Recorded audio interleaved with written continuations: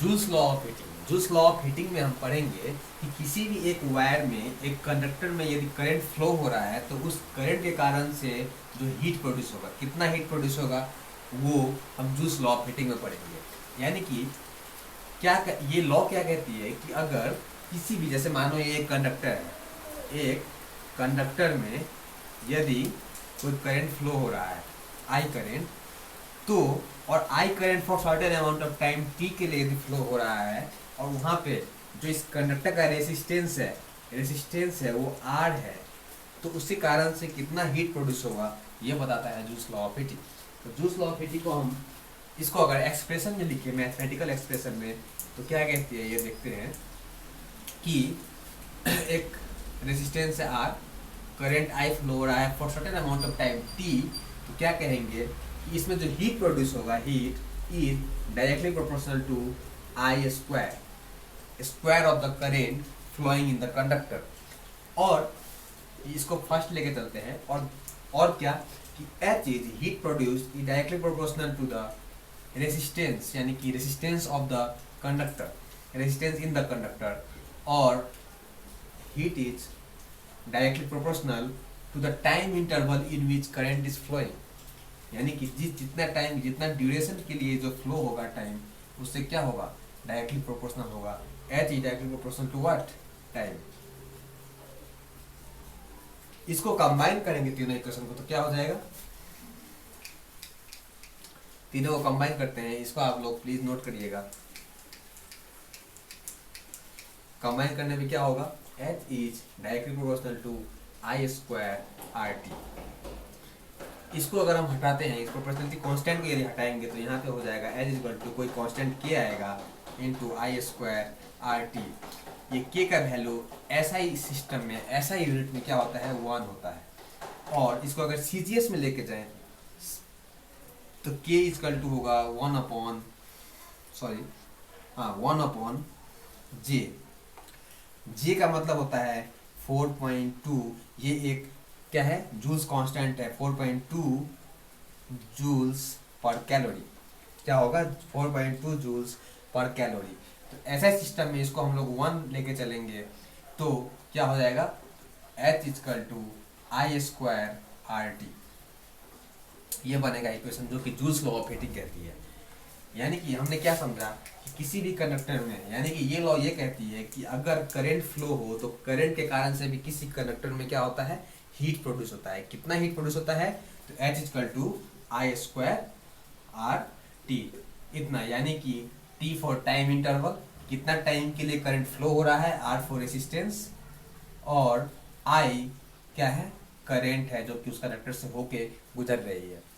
अब इसको हम लोग मैथमेटिकली भी समझेंगे, यहाँ पे प्रूफ देखेंगे कि मैथमेटिकली देखिए, वास्तव में हीट क्या है, जो अमाउंट ऑफ वर्क डन है वही क्या है, हीट के फॉर्म में रिलीज हो रहा है, किसी भी कंडक्टर के थ्रू रेडिएट हो रहा है। तो यहाँ पे क्या बोलेंगे कि हम लोग क्या जानते हैं कि work done in electrical terms क्या होगा, वोल्टेज इनटू चार्ज होता है, हमने पहले भी समझ रखा है। Work done equal to voltage into charge. और इसको हम लोग ऐसे लिख सकते हैं यहाँ से, work done equal to voltage into charge. Charge को हम लोग क्या लिखेंगे, आई इंटू टी, बिकॉज क्या होता है, current equal to charge per unit time. तो इसको हम वी आई टी, वी का वैल्यू क्या होता है, आई इंटू आर, यानी कि वी वोल्टेज है तो यहाँ पे हो जाएगा I R into I T equal to I square R T. यहाँ से प्रूव हुआ कि नहीं। तो work done is equal to क्या होता है, एक्चुअल में हीट जो लिवेट होता है वर्क डन ही होता है, यानी कि वर्क डन किसके फॉर्म में रिलीज हो रहा है, हीट के फॉर्म में हो रहा है। तो ये हम लोग मैथमेटिकली भी देख चुके हैं यहाँ पे, और वो एक्सपेरिमेंटली था। अब इसको देखते हैं एक्सपेरिमेंटली, यानी कि हमने फर्स्ट में क्या देखा कि लॉ क्या कहता है, सेकेंड में देखा कि मैथमेटिकली कैसे प्रूव हो रहा है, और यहाँ पे देखेंगे कि एक्सपेरिमेंटली कैसे किया गया। तो यहाँ पे क्या होगा कि यहाँ पे एक क्या है, लिक्विड है, लिक्विड यानी कि वाटर है, वाटर में क्या किया गया, यहाँ पे कैलोरीमीटर रखा गया ताकि वो हीट को मेजर कर सके। यहाँ पे वोल्टेज सप्लाई किया गया, और रेसिस्टेंस को क्या किया गया, चेंज करने के लिए क्या किया गया, यहाँ पे रियोस्टेट का यूज़ किया गया। देखिए अब क्या गया फर्स्ट केस में क्या हुआ कि करेंट यानी कि सॉरी रेसिस्टेंस और टाइम ड्यूरेशन को सेम रखते हुए कांस्टेंट रखते हुए करंट को वैरी किया गया, यानी कि यहाँ से करंट को वैरी करने पे क्या हुआ ये पता चला कि जो हीट प्रोड्यूस हो रहा था वो h by I one square equal to H two by I two square equal to ऐसे था, यानी कि H three by I three square H four by I four square था इजकल टू कॉन्स्टेंट था। तो यहाँ से क्या देखा गया कि h जो था वो डायरेक्टली प्रोपोर्शनल टू क्या हो जाता है, h मीन्स यहाँ पे ऐसे लिख सकते हैं हम लोग h upon I square constant आया। तो यहाँ से देखा गया कि h is directly proportional to I square. और फिर क्या किया गया कि अब करंट को कांस्टेंट रखा गया, टाइम ड्यूरेशन को कांस्टेंट रखा गया और रेजिस्टेंस को चेंज किया गया with the help of what rheostat. और यहाँ पे देखा गया, यहाँ पे क्या देखा गया कि h upon r H one upon R one equal to H two upon R two equal to H three upon R three so on था, जो कि इक्वल था कोई भी कांस्टेंट था। यानी कि यहाँ पे देखा गया कि h अपॉन r का जो रेशियो आया था वो कांस्टेंट आया था। यहाँ से देखा गया कि h इज, ये एज्यूम किया गया, एज्यूम मीन्स यहाँ बोल सकते हैं कि प्रूव हुआ कि h is directly proportional to what resistance. ये था सेकेंड वाला कंडीशन। और फिर क्या किया गया यहाँ पे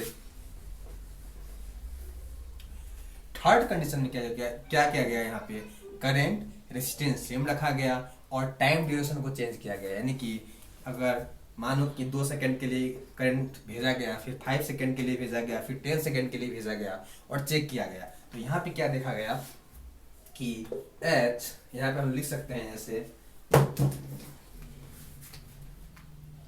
कि h upon time 1 equal to H two upon time 2 equal to H three upon time 3 constant आया कोई, यानी कि h और टाइम का रेशियो क्या आया कांस्टेंट आया, जिसको हम लोग बोल सकते हैं h is directly proportional to what time duration. तो ये तीनों देखा गया, तीनों लॉ देखा गया और यहाँ पे क्या आया निकल के कि h directly proportional to what I square, h directly proportional to what resistance और h is directly proportional to what time duration. और इन तीनों को मिला के h equal to I square R T prove किया गया। तो एक्सपेरिमेंटली भी ऐसा देखा गया और इस कैलोरीमीटर के हेल्प से यहाँ पे हीट को मेजर किया गया। तो हम देख चुके हैं यहाँ पे कि तीनों लॉ यानी कि तीनों मेथड से फर्स्ट मेथड, जो कि फर्स्ट मेथड नहीं था, फर्स्ट जूल्स ने एक्चुअल में इसी एक्सपेरिमेंट के आधार पे ये बताया था कि h directly proportional to what I square है, h क्या है directly proportional to what resistance है और h is directly proportional to time duration है। और उसी को हम लोग एक्सपेरिमेंटली देखा हमने और एक मैथमेटिकल में देखा था, यानी कि v इंटू क्यू था जो कि वर्क डन था, यहाँ से भी देखा हमने। तो सारे मेथड से हमने क्या देखा कि किसी भी रेजिस्टेंस में यदि करंट फ्लो हो रहा है तो हीट प्रोड्यूस होगा, कितना होगा, इस अमाउंट में होगा। Thank you so much.